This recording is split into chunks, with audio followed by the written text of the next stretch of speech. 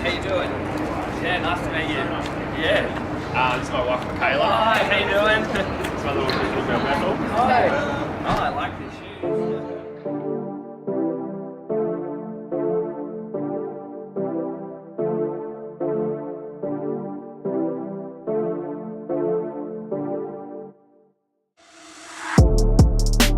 I guess where it all started was I was coaching in Sydney in 2011, and I was also playing football at the time as well. And basically throughout the football season I was, just eagerly awaiting to finish footy so I could go down and train at the CrossFit gym. So I got really hooked on CrossFit within that first month. So when the season finished and I didn't really know what I wanted to do, I was sort of just like, I just want to do CrossFit. I was like, I'm going to move back home and open a CrossFit gym. So I came back to Adelaide, and I really wanted to set up a gym, but I didn't have any funds to do it. So I found a job in the mines, and I got a job out there, and I was working there for probably nearly a year. So I had a little bit of money to set it up. I think I set it up with like $15,000 or something like that. And that was about a kilometre over that way in the city still, on Gilbert Street. And that's where we stayed for, at least 3 years. We've moved into this premise now, and we've been here since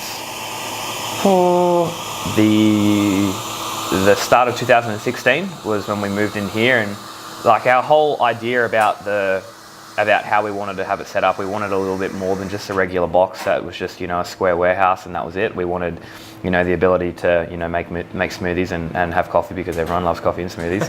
And we've also had the float tank since about 2013 as well. So when we first opened, we got the float tank into the gym probably within the first 12 months. So we've been running the float. We need one of those like quiet blenders. Have you seen them that like completely take away all the sound? No. We need one of those. No, you're right. It's all good.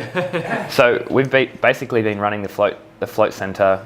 Well, it was a center because we had 3 tanks at one point, but now we've only got 1, which is much easier to manage.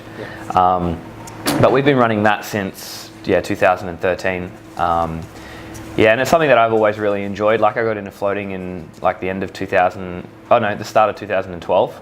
Just after I met Kayla, she got me a voucher to go do it, and it was just like, as soon as I got in the tank, I was like, I'm hooked. This is so cool. So it was just like a real cool way to escape from your phone and sort of unplug yourself. And basically it's just good recovery, and it makes you feel good, and it's isolated. So it's really fun. So we've had that in here for ages, but we got to the point where we were floating 120 people a week, and it was just so busy. Like I didn't have time to get in the float tank myself. I didn't have time to get out and train as much as I needed to, and it was just like, we need to condense this down. So we sold 2 tanks and we kept 1. We moved into this facility. We could put in the little mini bar and stuff here, and we could make it all a little bit more streamlined, get a little bit more space, get car parking and stuff like that. So the move here was really good. So it's just been progressively growing, and we've been just adding and evolving over the last 5 years, and trying to make it a little bit better and better and better, and we'll continue to do so. Like we'll continue to try and find a better facility, find better equipment, get a more streamlined setup, and I think it's just progression. It just takes time. So how much do you think location affects your member base as well? Like, does it affect it at all? Is it like, how much does that contribute to that? Because you sound, but what you said, you've always been in the city. Yeah, I've always been in the city. I think it does.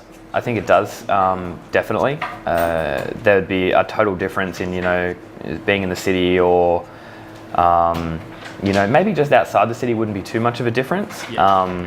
Obviously it's less expensive outside the city, so that's better. So I guess in terms of what you really want, do you want like a large gym with a high traffic flow of people, or do you want just a really low key, more simple, less things to worry about, more so just about the classes? I guess it depends on what you're after, and I haven't ever been one to really try and keep anything really low key. Like I've always wanted to see how good I can sort of get something, whether it be for business or for myself, like in personal fitness and things like that. Like I want to try and make things as like what I envisage or dream about. I want to try and make them reality as much as possible. So Yeah, like I guess it would affect it, but yeah, you never know. Like if we found an absolutely amazing location with everything we possibly needed, with more floor space, you know, a better car park, you know, more room to make it better, and it was just outside the city, and it was, you know, on par or cheaper, then for sure we would go into that, definitely.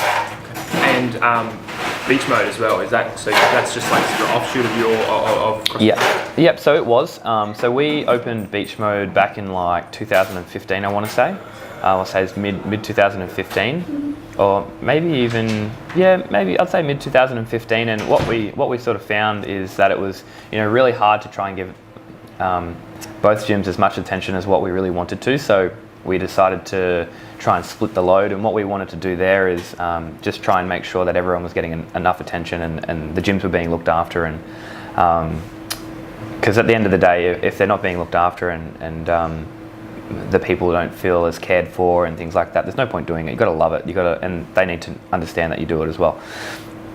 And so we decided that we weren't getting down there as much as we probably should, and we felt like it was, you know, bad on our behalf to do that. Plus I needed to train. Like it's like when you get to the games, training just takes up so much of your time. Like there were days there where I'd be in the gym training from like 9 a.m. through until like 7 p.m. at night. So getting down to, you know, to run classes and things like that, I guess if you wanted to like just go to, say, just regionals or something like that, you could definitely do it. And yeah, you could probably make it just to the games, but you probably wouldn't be, you know, cutting edge like with the top athletes there if you were devoting a lot of your time, like output energy.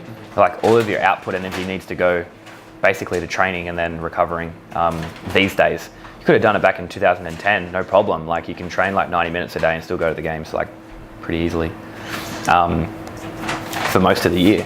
Whereas these days it's more like you can do sort of 90 minutes a day for a small portion of your year, and then it has to go to like 2 hours, and it goes to double days, and then those double sessions become 3 hours long each. You know, it's just the way it is. So.